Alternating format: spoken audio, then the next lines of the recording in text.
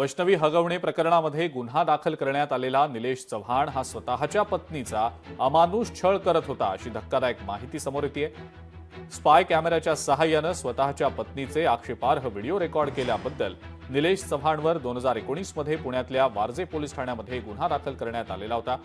जून 2018 मध्ये निलेश चव्हाणचं लग्न झालं होतं। त्यानंतर जानेवारी 2019 मध्ये निलेश चव्हाणच्या पत्नीला बेडरूममधल्या सिलिंग फॅनला काहीतरी संशयास्पद अडकवल्याचा संशय आला आणि त्यानंतर हे सगळं प्रकरण उघडकीला आलं।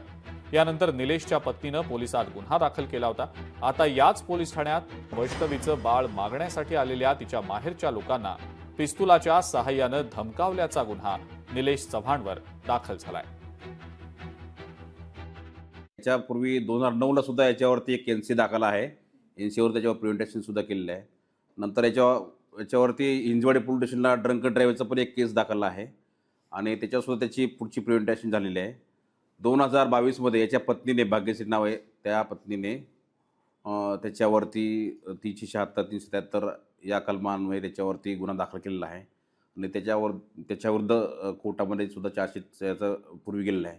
एकंदरीत पाहता याचे काही पास्ट क्रिमिनल रेकॉर्ड आपल्या रेकॉर्डवर दिसून येत आहे। व्हिडिओ रेकॉर्डिंग काय स्पाय कॅमेरा वगैरे असं पूर्वीच्या तक्रारीमध्ये त्यांनी म्हटलेलं आहे। आता त्या डिटेलमध्ये आपल्याला जावं लागेल, परंतु याच्यामध्ये याला आणखी एक म्हणजे याचं वेपन लायसन्स पण त्याला 2 ऑक्टोबरमध्ये त्याला 22ला त्याला मिळालेलं आहे।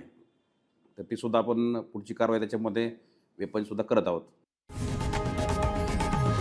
लोकशाही मराठी ऐका, पहा, जागरूक रहा।